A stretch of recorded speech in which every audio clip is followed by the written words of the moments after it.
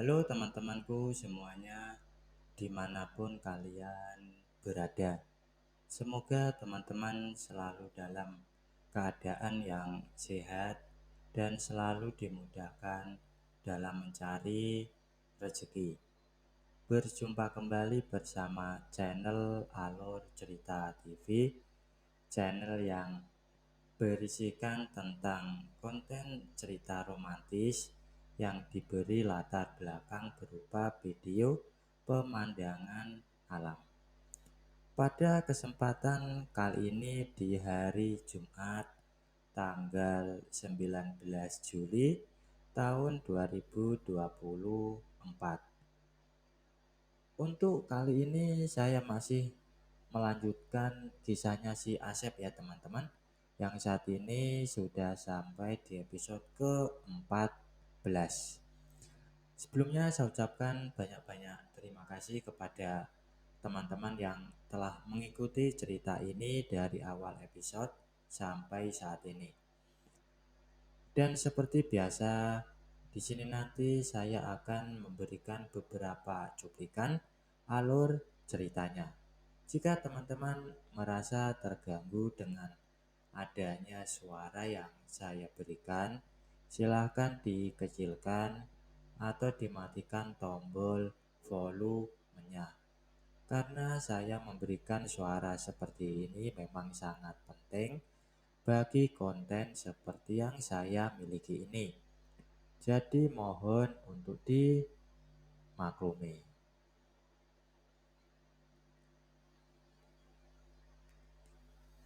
Sebenarnya Asep berniat untuk memanaskan mesin sedan barunya. Tapi tiba-tiba HP-nya berdering. Dan ternyata itu panggilan dari Wiying yang meminta Asep untuk menjemput mamanya ke bandara yang mau datang hari itu. Dan pesawatnya pun mendarat sekitar jam 7 malam. Sebenarnya Asep agak males menjemput Tante Fang ke bandara. Tapi karena tak ingin mengecewakan Wiying yang sedang semangat-semangatnya mengelola FO barunya, akhirnya Asep pun mau juga mengabulkan keinginan Wiying itu untuk menjemput mamanya ke bandara nanti malam. Asep memang paling suka membuat kejutan bagi orang-orang di sekitarnya. Karena itu, Asep tidak memberitahu mamanya bahwa dia akan menjemput kakak kandungnya ke bandara. Biar nanti tahu-tahu Asep sudah membawa Tante Fang ke rumah. Maka siangnya kepada mamanya, Asep hanya bilang mau ada urusan bisnis. Kemudian memakai sedan barunya menuju Bandara Suta yang letaknya cukup jauh dari kotanya. Sekitar jam 6:15, Asep sudah tiba di pelataran parkir Bandara Suta. Untuk menghilangkan kesal menunggu kedatangan Tante Fang, Asep nongkrong di kafe hanya untuk menikmati secangkir black coffee panas. Lalu iseng sambil main game di HP-nya. Tanpa terasa, jam di handphonenya pun sudah menunjukkan pukul 7 malam. Asep pun meninggalkan kafe itu lalu melangkah ke terminal kedatangan internasional. Hanya belasan menit Asep menunggu di pintu kedatangan, muncullah Tante Fang yang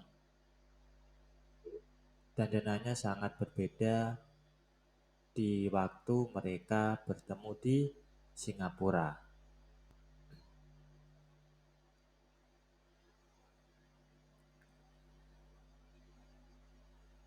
Singkat cerita, mereka pun sudah berada di mobil Asep meninggalkan bandara tersebut.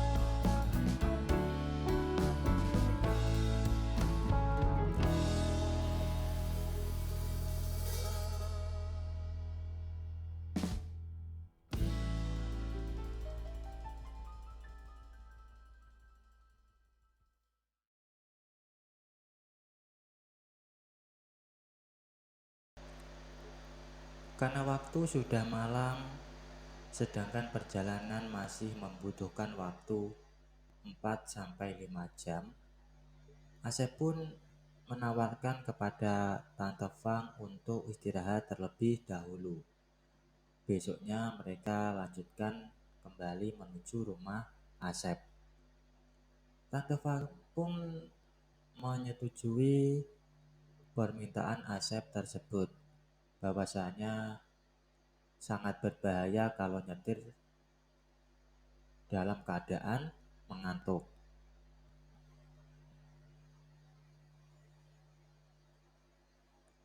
Tak lama kemudian, Asep sudah tiba di area parkir sebuah hotel bintang 5. Asep membiarkan seorang bellboy membawa koper punya Tante Fang. Sementara Asep langsung menuju loket resepsionis. Dari situ Asep mendapat kamar di lantai 5. Lalu mereka mengikuti bellboy yang membawa koper Tante Fang menuju pintu lift untuk naik ke lantai 5. Setelah bellboy membuka pintu kamar yang sudah Asep pesan, Asep memberikan uang tip. Setelah mengucapkan terima kasih, bellboy itu pun berlalu. Sementara Tante Fang mengeluarkan kimono dari kopernya, dan dia pun ingin ke kamar mandi untuk buang air kecil.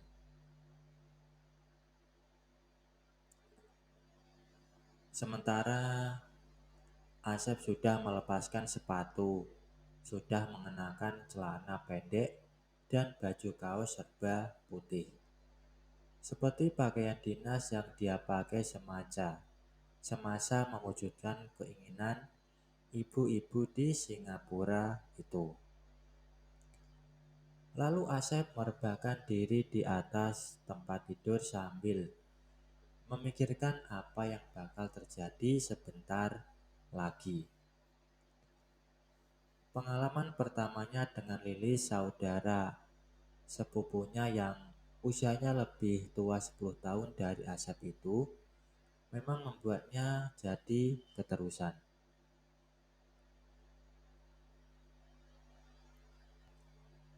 Asep sering menggoda janda yang usianya lebih tua darinya, dengan hayalan akan mendapatkan pengalaman seperti yang dia dapatkan dari Lilis dahulu. Tapi sangat sulit sekali mendapatkannya. Godaannya selalu mentok. Maklum saat itu Asep masih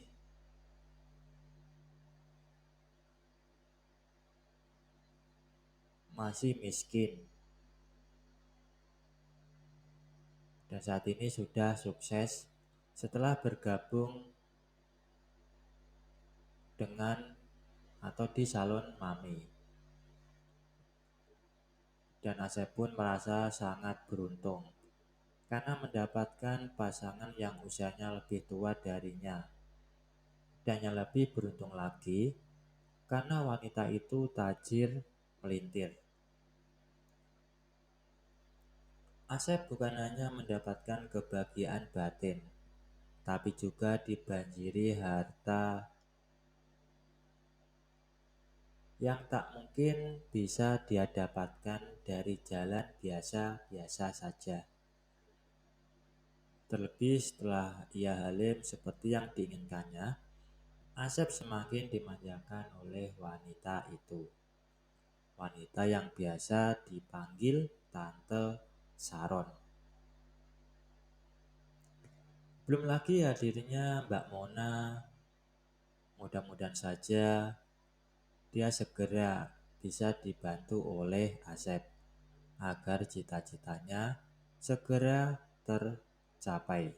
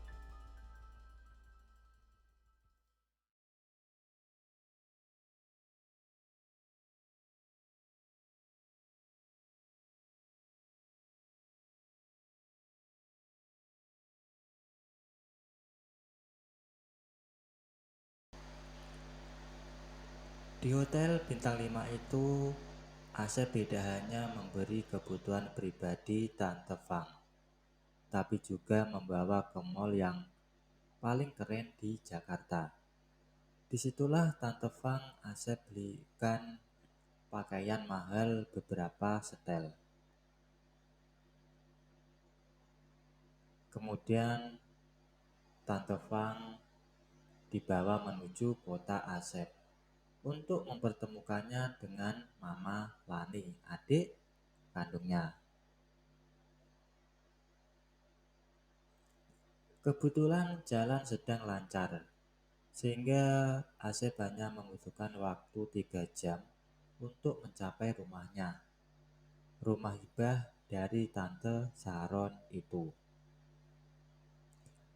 Tentu saja Mama Lani sangat kaget ketika Asep membawa kakak kandungnya yang sudah lama bermukim di Singapura itu. Tante Van pun sambil merentangkan kedua tangannya. Mama Lani pun menggambur ke dalam pelukan kakaknya. Mereka sama-sama berurai air mata. Maklum kakak beradik kandung yang sudah lama sekali tidak berjumpa.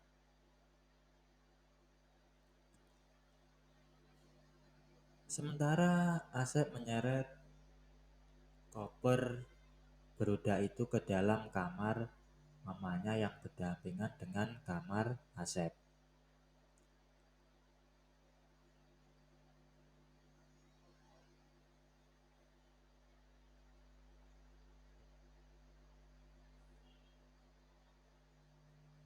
Tante Fang tampak sedang duduk di sofa ruang keluarga sambil memperhatikan keadaan di ruang itu.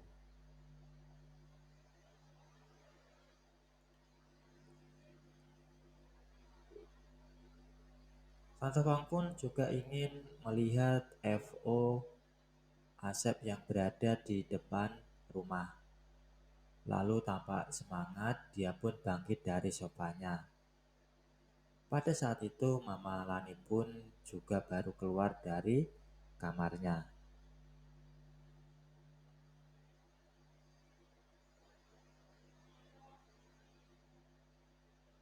Di dalam FO itu memang sudah banyak pakaian wanita yang baru datang dari perusahaan garmen milik Tante Saron. Sehingga kelihatannya FO Asep jadi lengkap sekali. Maklum beberapa hari lagi Natal dan Tahun Baru. Tante Fang tampak takjub menyaksikan keadaan di dalam FO Asep tersebut. Kemudian Mama Lani mengajak kakaknya ke lantai 2 karena pakaian wanita yang harganya tinggi terletak di lantai 2. Asep pun mau mengikuti mereka ke lantai 2.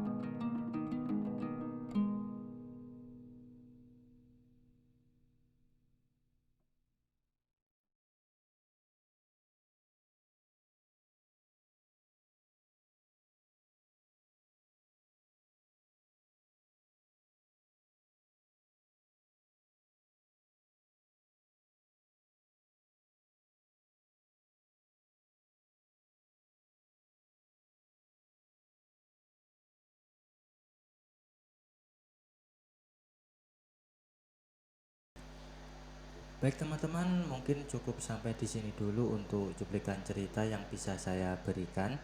Kalau ada salah pengucapan maupun penulisan, saya minta maaf yang sebesar-besarnya. Semoga teman-teman dapat terhibur dengan cerita yang kali ini saya sajikan, dan nantikan kelanjutan ceritanya hanya di lain kesempatan. Saya ucapkan selamat beraktivitas ya, dan terima kasih.